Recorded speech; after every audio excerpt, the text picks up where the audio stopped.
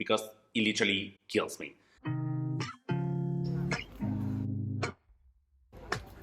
Just so nice. So nice.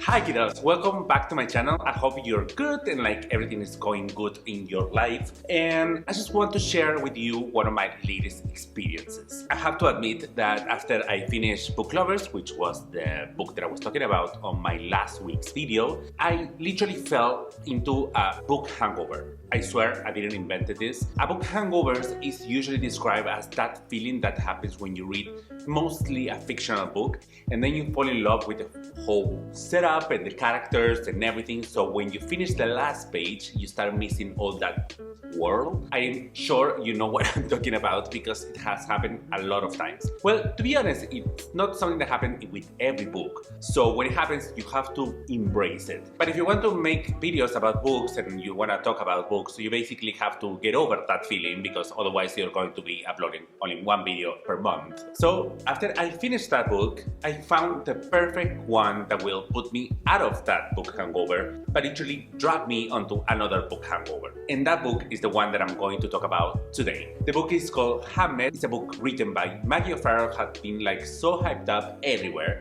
So I decided to give it a chance, even though the cover is quite intimidatory. Look at this, it looks smart. So that is what I'm going to be talking about with you on today's video. Plus, yes, I've traveled again. So this video is also going to be about traveling and what this book adds up to the whole experience of traveling. So if you want to know what my outcome is, just keep on watching this video.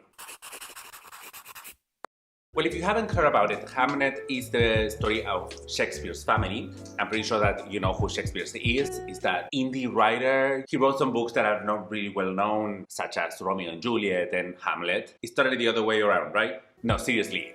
Shakespeare is so known and so famous that basically the story of his family is not that well known. You don't know much about who Anne Hathaway is. Is this a Shakespeare reference? Because Anne Hathaway was Shakespeare's wife. How about that? Did your folks know that? They did. Okay. Because his name was so famous, in Hamnet, he literally is never mentioned. He's always referenced as the father or the husband. Basically, the opening line in the book says, and that is the first hint that we're talking about Shakespeare, historical note. In the 1580s, a couple living on Henley Street, Stratford, had 3 children, Susanna, then Hamnet, and Judith, who were twins. The boy, Hamnet, died in 1596, age 11. 4 years or so later, the father wrote a play called Hamlet. I am loving this book so much that literally I feel attached to each one of these characters. And not only the characters, but also the place. The whole book for me can be described in 2 words. A lyrical dreamscape. Every word is placed in such a beautiful way that you just have to relax and enjoy it. It will take you on a roller coaster of emotions, that's for sure, but it's so well written that you will enjoy every piece of it. A normal author will stop at saying, this character collected honey, but not Maggie O'Farrell. She describes the honey flowing such as slow as sap, orange gold, scented with the sharp tang of thyme, and the floral sweetness of lavender. Chef's kiss. As I was saying, one of the things that I like the most is not only the characters and the way that the story is described, but also the way that the place is described. The whole story takes place in Stratford. And what a coincidence! I'm going to Birmingham tomorrow. And Birmingham is really close to Stratford Upon Avon, which is the place where this whole story takes place. So yes, now I'm going to take you on this journey, so we're going to finish this book together, but I am also going to show you the place where this story happens. So let's do this.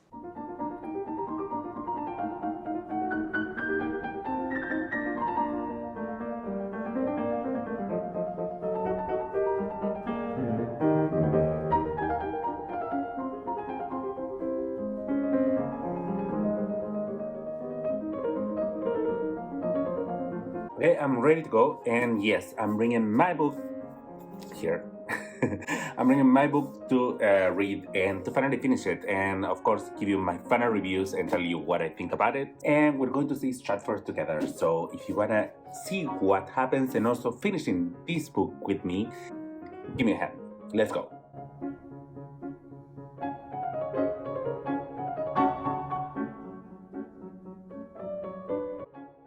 I took a train from Birmingham to go to Stratford Upon Avon. That is where you can find Anne Hathaway's cottage, which is where the first half of the book takes place, and then you can find Shakespeare's new place, and which is where the book ends.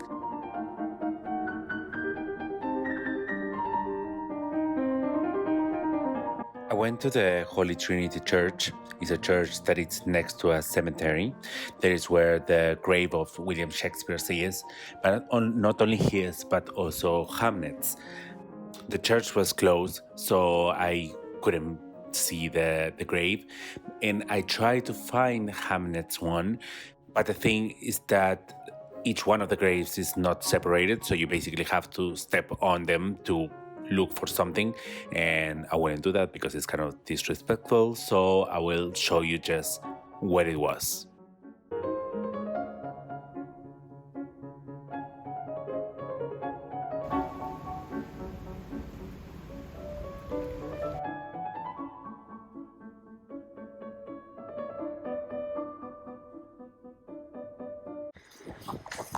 Okay, so now we're really close to the Anne Hathaway's cottage. That's the place where like the first half of the book happened.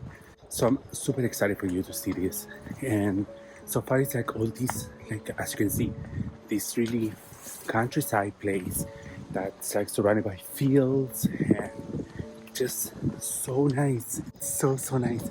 And well, as I was saying, like the first half of the book kind of takes place in here, a little bit more than that, and it's where she lived first with Shakespeare, and the place where Hamnet lived, and where everything happened. So I think that's why this place actually has like a lot of history, and I want to show it to you. I think that if you have been reading this book, you know that it's full of these descriptions about the places and about the fields and how everything feels so kind of like trapped in time in a way. And yes, I'm enjoying it a lot. The rain has stopped, but my hair is such a mess. So I'm going to be covering it with a hoodie for the rest of the video, I think. Let's see. Anyways, keep on enjoying the video.